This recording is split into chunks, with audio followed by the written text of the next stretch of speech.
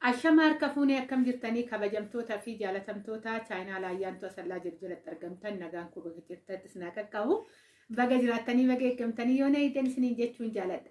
Egaa ka viidiyoo kana laayik sheer gochuun dagatinaa warroonni chaayinaala keenya faaraa taatan garaattan sabiskiraabii godhuun maatii keenya taachuun ka yeroo kamiyyuu affeerraa kootidha. Egaa ka har'a wantoota baay'ee wanti as keessatti kaasuu ni jira waa'ee meeshaaleetiin ijoolleen koomentii jalatti na gaafachaa jirtan jirtu. Ijoolleen waa'ee biddilibsii koofartii akkasumas immoo waa'ee adda addaa waa'ee manaatillee kan nuun galle hin jira saayizii manaallee mana ayyir kaartaa yookaan mana wanni jechuun maal jechuudha saayizii jechuudha deebifamee immoo irratti ijaaramuu danda'a waan akkasiisan illee ijoolleen na gaafattan jirtu jechuudha. Egaa ka gaariidha maaliif wanta viidiyoo san jalatti isa fakkaatu gaafa erga gaafataniin booda kan namaan galle nama gaafachuu jechuun nama hubataa jechuudha. Kanaafuu galatooma isin jechuun jaaladha. Jalqaba ammarraayin akka mata duree kiyyaatitti maaliif kuni qabeenyadha. Kana argachuun namni tokko yoo as keessaa argate carraadha jechuudha. Waa'ee kana gubbaarratti waa'ee saayizii jechuun ayyir kaartaa jechuun saayizii jechuudha. Warroonni akkasii sun ittiin eeggattu foormii galfattanii kaatanii ittiin eeggattu yeroo shanshanaan dhufu sanitti keessanii dha'ee akka magaalatitti mana magaalaadhaaf ayyamame ijaaruu dandeessu yeroo sanitti jechuudha. Akka tanaan dura ofii abbaan barbaade saarbisii abbaan barbaade mana akka fe'etti ijaaruu danda'e kan isaan wal fakkaatu kaartaa isaan wal fakkaatu ijaarrachuudha jechuudha. Kanaadha saayizii jechuun warri saayizii qabu jalaa tuqamee akka deebi'uufidha jechuudha. Odeeffannoo kana isin ilaadhe oduu gammachiisaa jedhe gubbaarratti jechuudha. Isa gubbaarratti ijoolleen kan na gaafatte ayyir kaartaa jechuun saayizii jechuudha jettan eeyyen. Saayizii ijaarsa magaalaa kanaa keessa ni jira.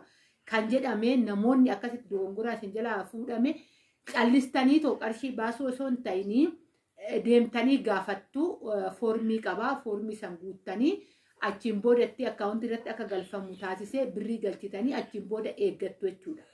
Achiin lafa keessa san irratti eeggattu gaafa immoo isinii deebi'e irratti ijaarrachuu dandeessan. As keessaa akkuma tanaan dura dubbadhe namni lama namni sadii yoo argate waa tokkodhaan isiniin jechuu jaaladha.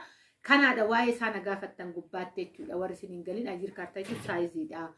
Isiniin jechuun jaaladha. Itti aansuudhaan immoo ijoolleen eessa jirtallee jettu jirtu. Eessa jirtallee naan jettanii na gaafachaa jirtullee jirtu. Egaa kaa yeroo kamiyyuu isinitti himaatan jira adaaman jiraadhan isiniin jedhee ammas achuman jira. Ani iddoon itti dhaladhee maquma kiyyaayyuu isiniif himaa jira. Kanaadha achiin deebisee immoo waa'ee meeshaa gubbaatti biddilibsii qabdaa koofartiin jiraa waan akkasii naan jettan. Ani akkuman yeroo galeetirraa jalqabee maggaarrajaa biddilibsii ansoolawwan adda addaa argisiisan ture. Ijoolleen baay'een dinqisiifachaa turtan keessattuu biddilibsiiwwan yeroo baay'ee nuti akka shaanxaa tokkootitti qabannee galaa jirru jirra. Fakkeenyaaf biddilibsii tokko harkatti hoorarraa fannee shaanxaa xiqqoo harkaa nuuf hin ayyamamu biyya feene waggaa galleechuudha. Kanaafuyyuu akka waan biyya keessa hin jirreetitti ilaallee namoonni baay'een waan akkasiitti shawadamnu hin jirrarraa waan ta'eef jalqaba gallaadhanii warri viidiyoo kiyya hordoftan ni beektu ammas gadi buutanii ilaaluu ni dandeessu waan ta'eefuyyuu jechuudha ilaaluu ni dandeessu. Isa ija kiyyaa waan argeef ijoolleen baay'een boorsaa harkaa bichaa fi isa biddilibsii bichaa harkatti rarraafatanii galan.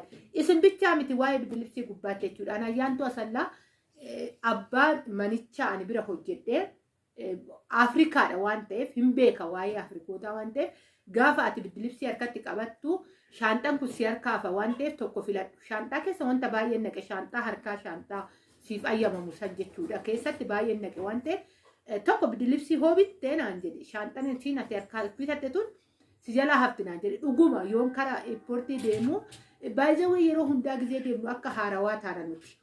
Gaafa deemnu biyya Arabaa akka waan haarawaa deemnee nu godha yeroo baay'ee jechuudha. Ani maal akka ta'e hin beeku gaafa biyyaa deemnu. Anumti tunuu bituu yaadeen ture isiniin jechuufan ofumarraan ka'ee isin barsiisaara malee namarra dhaabbadheeti miti kan waa'ee kanaa dubbachaa jiru. Gaafan galuu biddilibsiin kiiloo akka ati barbaadde kiiloo 9 kiiloo 12 waan akkasiitiin jira jechuudha. Biddilibsiin akka humna keettiin bitta gatiin illee kiiloodha malee hookan orjeenaalummaan isaa garaagarummaa qabaatee bitti. Inni biddilibsiin alaa biddilibsii biyya keessaa biddilibsii isaa san amma namni mana keessaa hin qabu bakka amma fakkeenya mana yaalaa minamne ofii bakka adda addaa yoo ta'e malee bidilibsiiwwan biyya keessaa sun amma namni fayyadamu. Hatta baadiyyaanuu fayyadamaa jiru yeroo kana keessatti jechuudha. Inni sun kiiloodhaan gurgurama kan biyya alaa kun jechuudha. Ni jira jedheen tokkoffaa haaduu jedhee ani akka wanni itti kanan qabadhee irratti viidiyoo hojjedhee waa'ee bidilibsii maggaarrajaalee biyya ormaatitti onlaayinii adda addaatti irra ilaalaa ture mana harabaatitti ilaalan ture waan ta'eef maggaarrajaawwan mana isaaniitti jiru san maggaarrajaawwan isaanii ilaallee gizee xaragnu yeroo maal jennu hawwinu san hundaa viidiyoo irratti hojjedheen jira. Warri bitachuu barbaadan guutuu isaa wajjin hidhaa isaa wajjin hanga kana fixa jedheen isinitti barsiisee isinitti himee viidiyoo isaa waraabee suuraa isaa teessisee isinitti argisiiseen ture jechuudha. Tanaan dura jala deemtanii halluu barbaadan filachuu hin dandeessan. Bidilibsis irratti hojjedheen ture. Koofartis amma yeroo baay'ee akkan dura galeen namoota baay'eedhaaf kaargoo baasee jira. Dhugaan isiniin jedhaa kaargoo gubbaatti gifiin akka bakka kaargoo hin jiru. Yeroo baay'een viidiyoo irratti hojjedhe. Egaa kan gaafii sinna gaafattan irra dhaabbadhee tan baay'inaan namoota fuula haarawatu kara kiyya dhufe waan ta'eef kan irratti dubbadhe. Gifii jechuu ni dandeessan. Bittanii osoo hin taane hookan gazzaba keessatti baftanii osoo hin taane akka nama hateetti kaargoo gaafa baastan.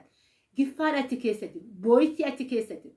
An ija kiyyaan kanan argee ijoolleen biyya harabaa oduu imimmaan hin xaragatin achi keessaa baatin jirtu. Ani fakkeenyaaf guyyaa lama achi keessa oolee bulee galee dhukkubsadhee beeka. Kiyyaa miti. Ani kaargoo gonkumaan goone.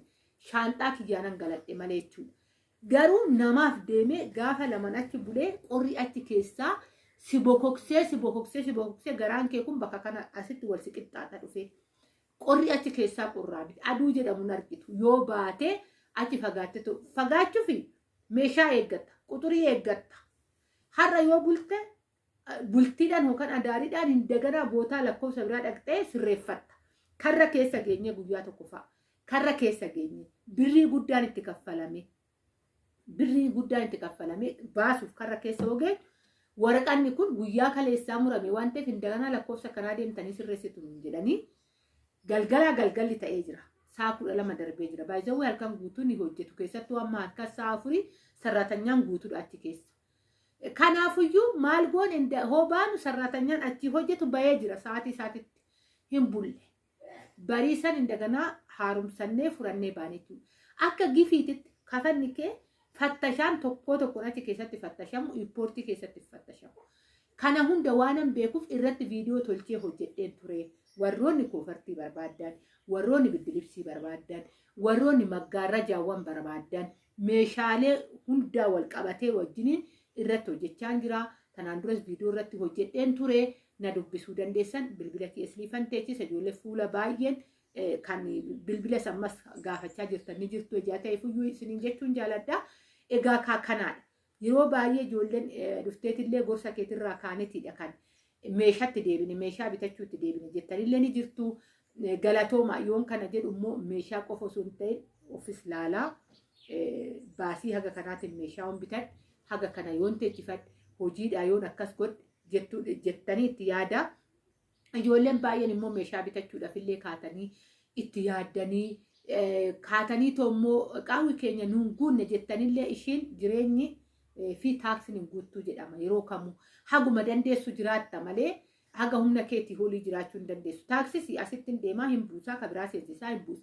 Jireenyi illee akkasiidha. Meeshaa haga barbaadde bittee mana amma asbeezaa ji'aa namni hojjetaan keessattuu bitee guutee mana keessa gaatee guyyaa 3 booda waan ta'e wayii hir'atu arga. Jireenya akkasiidha. Addunyaa 9 waan taateef haguma dandeessan jiraadhaa malee haga hin dandeenye jiraachuuf of hin dhiphisna. Kanarraa kan ka'e dhiphinarraa kan ka'e wanti baay'een illee namatti dhufa waan ta'eef isiniin jedha. Mana keessa yoo jiraadhu yoo uffannee karaa iskiriinii kanaatitti baanu jireenyi nu mijateeti miti. Hir'ina baay'ee baannee rakkoon baay'een jiraatee wanti baay'een jiraateetidha jechuudha namni kan jiraatu. Har'a nama mana isaa viidiyoo waraabee bareeda ta'ee pilaas waanii keessa jiraatu wanti inni barbaachisu hundi isaa guuteetii miti. Wanta baay'ee hir'uutu jira. Kanaafuyyuu hin dhiphatinaa isiniin jechuufan haguma jiraachuu dandeessan jiraadha. Hoon kana jedhu immoo yaada waan yaaddassan rabbitti namaa guuta. Yaaduu fi hiphachuun garaagarummaa qaba. Gochuu fi yaaduunis garaagarummaa qaba. Kanaafuyyuu rabbiin waanuma gaariitti rabbiin isinaa jiraachisu haga dadhabdanii moo akka fireellee nyaatan rabbi sinaa taasisu dhugaa keessattuu itti dadhabanii nyaachuu jechuun waan guddaadha. Rabbi immoo waan itti dadhabdan ija keessanii sinaa argisiisu isiniin jechuun jaaladha. Hedduun isin jaaladha, hedduun isin kabaja, bakka jirtatti nagaa naa ta'a. Haga viidiyoo biraatiin walitti deebinutti isiniin jechuun jaaladha. Baay'ee.